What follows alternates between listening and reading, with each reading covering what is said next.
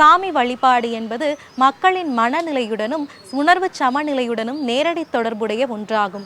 வாழ்க்கையில் எதிர்பாராத துன்பங்கள் பயங்கள் ஏற்படும் போது மக்கள் சாமியின் முன்னின்று தங்கள் துயரங்களை வெளிப்படையாக பகிர்கிறார்கள். வேண்டுதல்களையும் நேர்த்திக்கடன்களையும் நிறைவேற்றும் போது மக்களுக்கு மன நிம்மதியும் தைரியமும் கிடைக்கிறது. இதனால் சாமி வழிபாடு என்பது ஒரு உளவியல் ஆதரவாக திகழ்கிறது. அப்படிப்பட்ட சாமிகளையும் அதன் வழிபாட்டு முறைகளையும் காட்சிப்படுத்தக்கூடிய நிகழ்ச்சிதான் இது. மக்கள் வணக்கம், இது மண்ணின் சாமிகள். இன்றைய மண்ணின் சாமிகள் நிகழ்ச்சிக்காக சென்னை அயனம்பாக்கத்தில் அமைந்துள்ள அருள்மிகு எல்லையம்மன் திருக்கோவிலுக்கு தான் வந்திருக்கோம். சரி வாங்க, அம்மனை தரிசிச்சுட்டு அம்மனோட வரலாறு பற்றியும் கோவிலோட பெருமைகளை பற்றியும் தெரிஞ்சுக்கலாம். அருள்மிகு எல்லையம்மனுக்கு அபிஷேகமும் ஆராதனையும் நடக்க இருக்கு. சரி வாங்க, அதை பார்த்துட்டு வந்துடலாம்.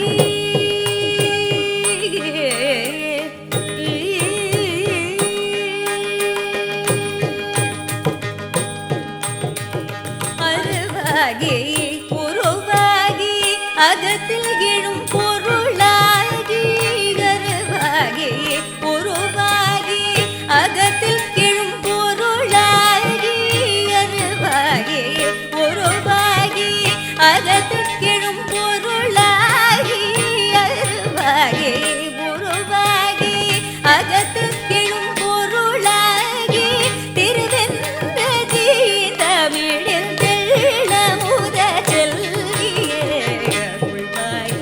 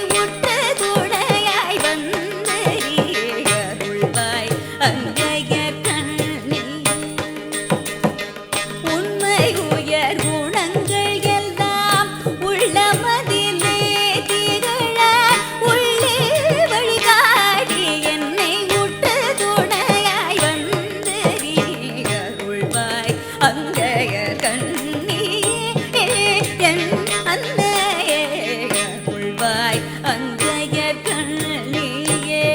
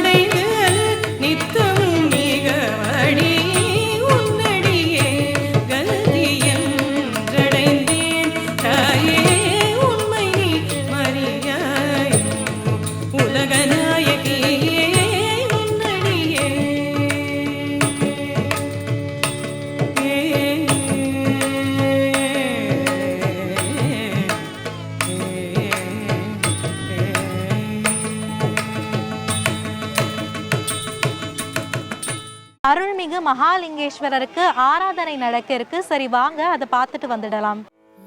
ஈசனே கோட்டி சூரிய பிரகாசனே கனக சபைஈசனே கோட்டி சூரிய பிரகாசனே கனக சபைஈசனே கோட்டி சூரிய பிரகாசனே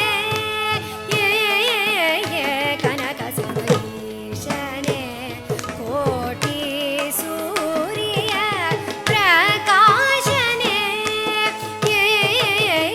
கனக சபைஈசனே கோட்டி சூரிய பிரகாசனே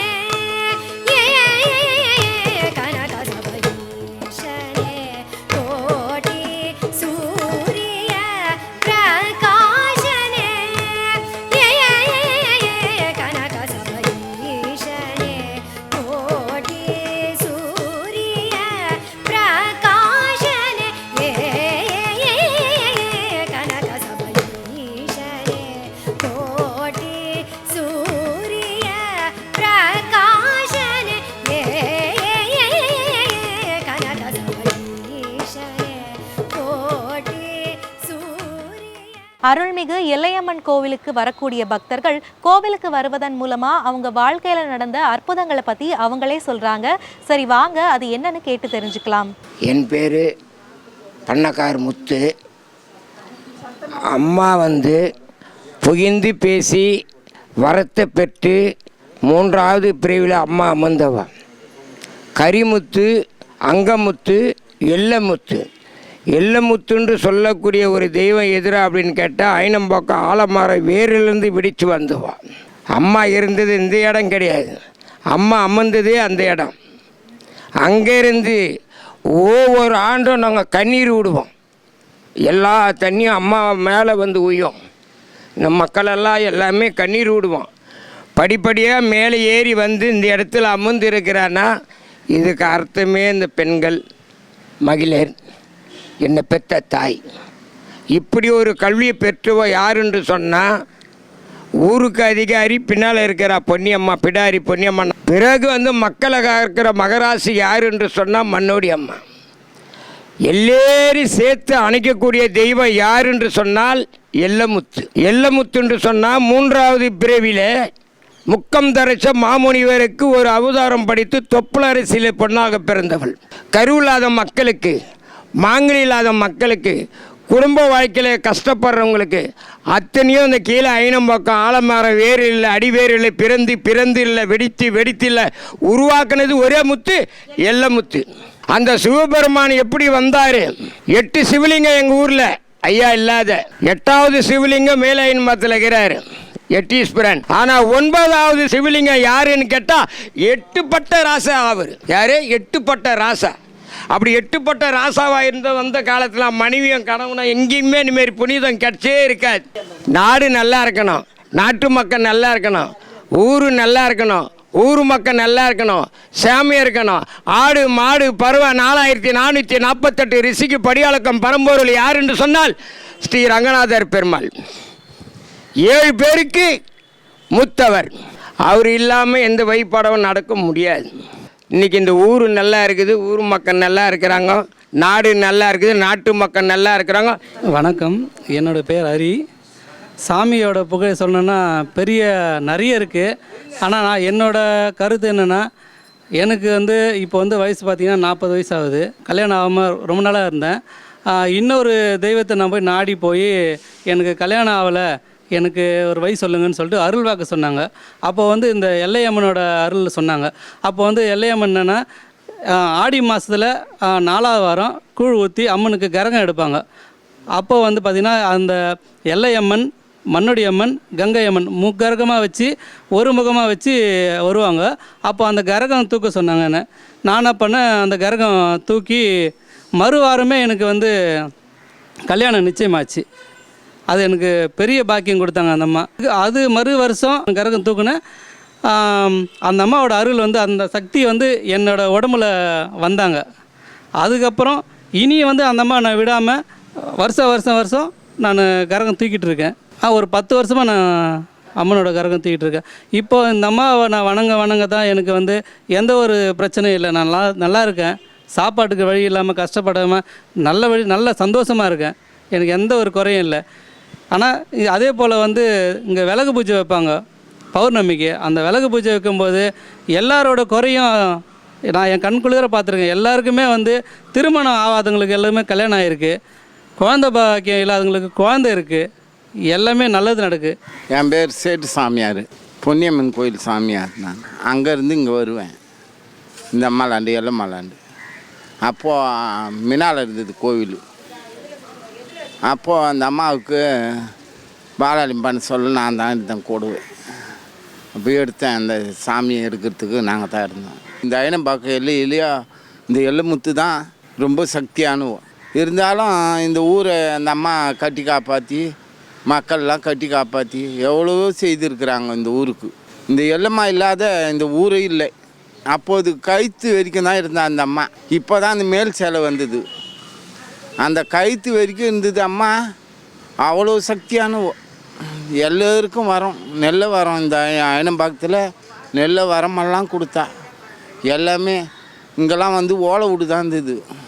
இப்போ தான் பெரிய வசதியாக ஜனம் அம்மாவில் வேண்ட நல்ல வசதியாக நாங்கள் இங்கே பெரிய வீடுங்களாச்சு. அம்மாவில் ரொம்ப ஜனமே இங்கே வந்து போவாங்க. ஆனால் ஒரு 4வது வாரத்தில் திருநான்னு சொன்னால் இங்கே தான் நிறைய ஜனம் வரும். எல்லம்மானா அவ்வளோ பேர் பெற்றுது. பேரும் புகையுமோ இந்த எல்லம்மா இருந்தால் இன்றைக்கும் அவளை கொண்டாந்து இந்த மேலே கொண்டாந்து வச்ச போர் இன்றைக்கும் ஜனங்க சிவன் பெருமான் வந்தார், எல்லோருக்கும் நல்ல காட்சி கொடுத்தாரு. ஓம் சக்தி பராசக்தி எல்லை சக்தி. எனக்கு தெரிஞ்சதை நான் சொல்கிறேன். என் பேர் பிருந்தா, ஐனம்பாக்கத்தில் நான் வசிக்கிறேன். எனக்கு கல்யாணம் பண்ணி கொடுத்தது வெளியூர். நான் வெளியூருக்கு போனாலும் எனக்கு அந்த நேரமும் காலமும் எனக்கு கூடி வரல.